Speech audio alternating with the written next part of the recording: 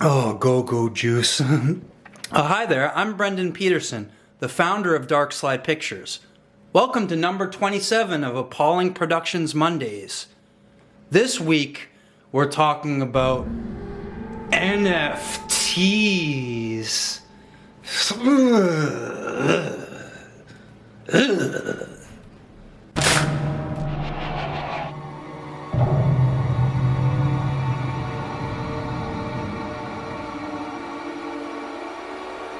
Not fresh takes.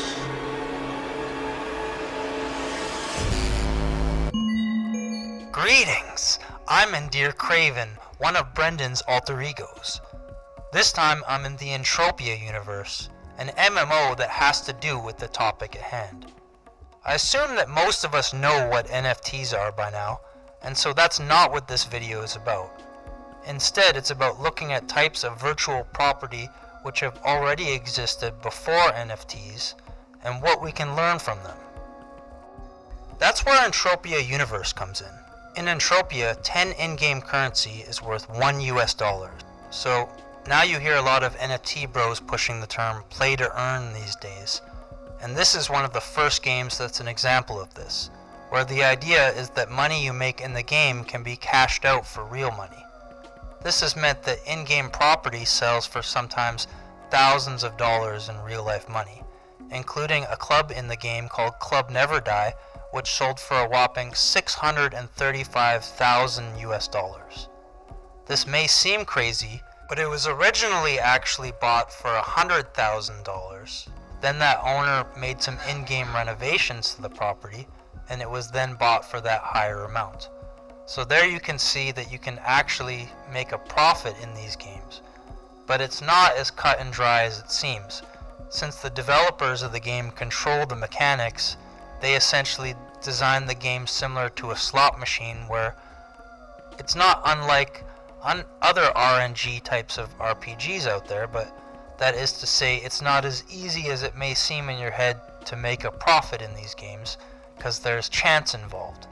They come with risks just like in real life, and you need to know what you're getting into. It's an investment, which means it can come with a loss. That is similar to how we have to start thinking about NFTs.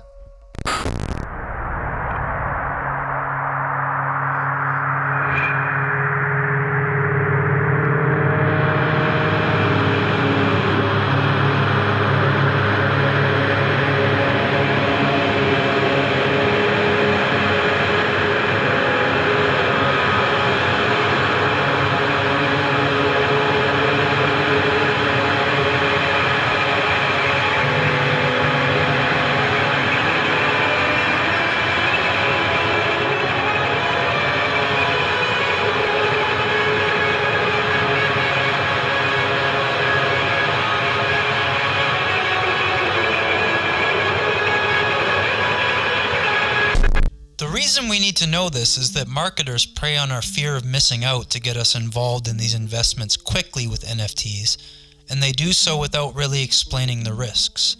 So always know what you're getting into with NFTs and the risks involved before you go spending your money. The internet is swimming with cryptocurrency scams right now, so more than ever you must be vigilant about this idea of buying virtual property. Realize that it's not quite as new as they make it out to be. Part of why they pretend it's so new and exciting is to sell you the idea, which is not unlike a multi-level marketing scheme. For this, we must realize that a lot of opportunities today aren't what they seem. If something seems too good to be true, maybe it is. That doesn't mean real opportunities don't exist though, so always make sure to look into them when you get them. Whether it's an investment like virtual properties or NFTs or any other financial risks that you take in your life. Almost nothing comes without a risk, so it's important to balance risk versus reward. You know it's true.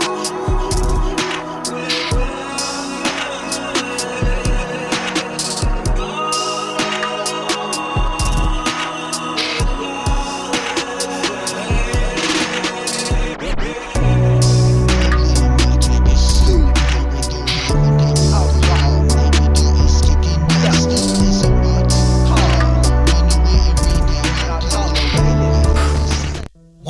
ways people promote cryptocurrency is by offering a sliver of truth.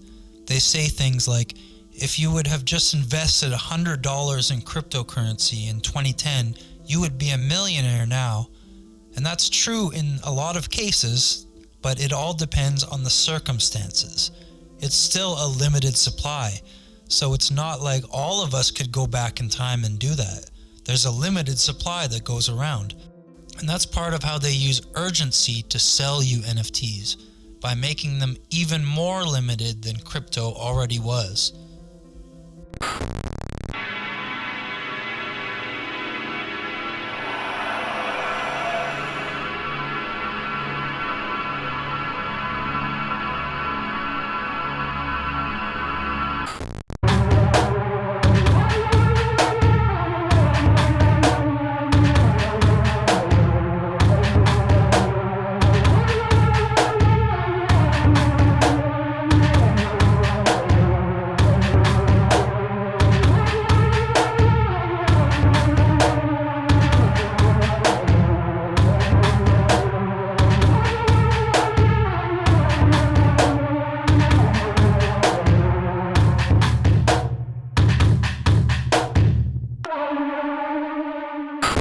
NFTs unfortunately seem like they're here to stay.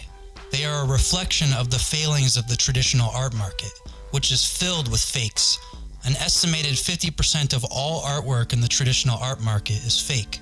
So one of the positive sides of NFTs is that the crypto technology behind them makes it harder to forge. The caveat is that it's digital, so that means it's still on the internet and there can be some security issues. Most of, if not all of the theft involved in cryptocurrency is due to human error, which means the real danger is in social engineering. So what can we learn from all this? Well, in the realm of video games, we can realize that the desire to incorporate NFTs in a play-to-earn mentality isn't that new, which shows that NFTs themselves aren't the danger, but that they can be used in unethical ways with relative ease and with little to no repercussions. Which is why the business world has jumped on it as fast as it has as a quick way to make money. An 18,000% growth in a single year, to be exact. Many people say that integrity comes second to money, because integrity is a concept and money is real. Of course, this gets into philosophy and can be argued either way. But the reality is that without integrity at all, there would be no reason to make games fun, only to take the player's money. So reality is actually somewhere in the middle, where companies must find a middle ground between players having fun and making money as a business. This, of course, is a delicate balancing game that is responsible for the deaths of many games who couldn't find the right balance. Likely in the future, this wave of unethical uses of NFTs will pass as people get more savvy to what they are, and a new wave of more ethical uses for NFTs will arise. At least that's my own idealistic version of the future that I imagine.